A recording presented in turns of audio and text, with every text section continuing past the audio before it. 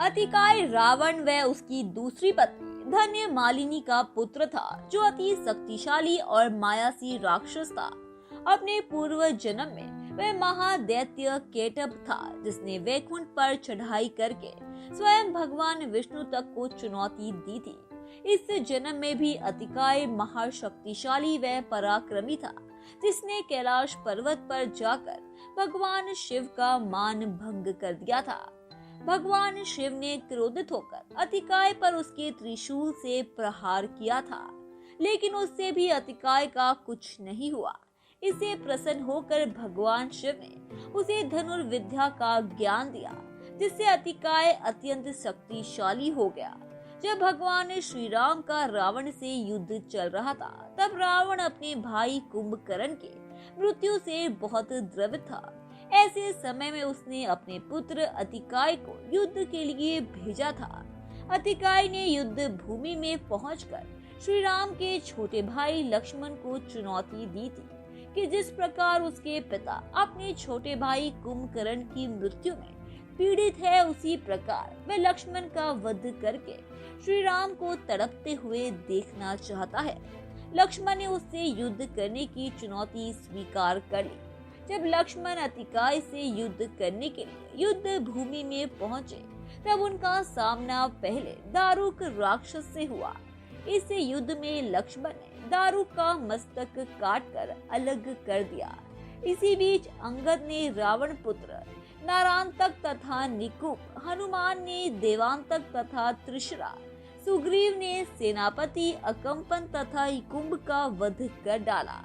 दूसरी ओर लक्ष्मण तथा अतिकाय के बीच भीषण युद्ध शुरू हो चुका था। युद्ध के बीच में ही अतिकाय माया से अपने रथ को आकाश में ले गया तथा वहां से लक्ष्मण पर आक्रमण करने लगा। तब हनुमान ने लक्ष्मण को अपने कंधे पर बैठाकर युद्ध करने के लिए कहा।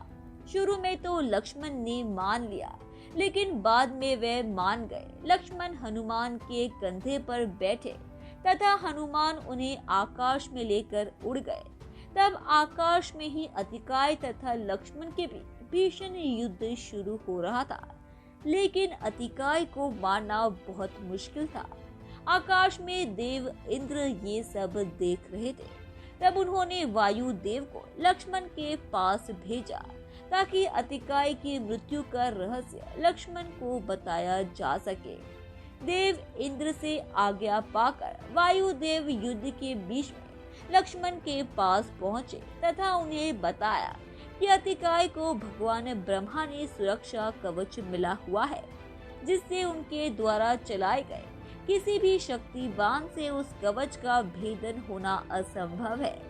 इसलिए उन्होंने लक्ष्मण को अतिकाय का वध करने के लिए ब्रह्मास्त्र चलाने का उपाय बताया।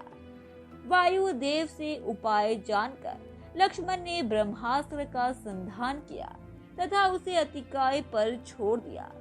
ब्रह्मास्त्र के लगते ही अतिकाय का कवच टूट गया तथा वह रथ सहित भूमि पर गिर पड़ा। वह अपने प्राण त्याग दिए। इस प्रकार रावण पुत्र अतिकाय का वध संभव हो सका था। जब श्री राम वानर सेना के साथ लंका युद्ध करने पहुंचे, तब उसने सर्वप्रथम अपने अन्य 4 पुत्रों त्रिशिरा, देवांतक, नरांतक और अतिकाय को भेजा था। लंका के दैत्य सेनापतियों और वानर सेना के बीच भीषण युद्ध शुरू हो गया।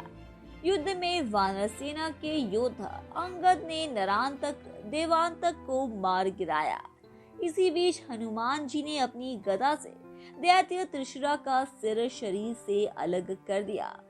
लंका की सेना अपनी हार रही थी। सभी दैत्य मारे जा चुके थे, लेकिन तभी एक विशाल दैत्य ने वानर सेना से तबाही कर दी। तब श्री रामचंद्र ने विभीषण से पूछा, ये पराक्रमी दैत्य कौन है? विभीषण बोले, ये रावण का पुत्र है, जिसकी माँ धन्य मालिनी है। लेकिन रघुवर, आप इसका तुरंत अंत कर दे, नहीं तो ये वानर सेना को मार देगा। तब श्री राम के पास पहुंचकर अतिकाय उन्हें भला बुरा कहने लगा। कुछ देर तक तो श्री राम उसकी बातों को सुनते रहे, लेकिन लक्ष्मण अतिकाय की बातों से क्रोधित हो गया। उन्होंने अर्धचंद्राकार बाण से अतिकाय का सिर काट दिया। इस तरह रावण के पुत्र अतिकाय का अंत हो गया। धन्यवाद दोस्तों। उम्मीद है कि आपको हमारे द्वारा बताई गई जानकारी काफी पसंद आई होगी। इसीलिए ऐसे ही रोचक तथ्यों और रहस्यों को जानते रहने के लिए हमारे चैनल को सब्सक्राइब करें। अपनी प्रतिक्रिया कमेंट बॉक्स में दें, उसे लाइक करें और अपने दोस्तों रिश्तेदारों को भी इस जानकारी से रूबरू कराने के लिए हमारे इस चैनल को ज्यादा से ज्यादा शेयर करें। धन्यवाद।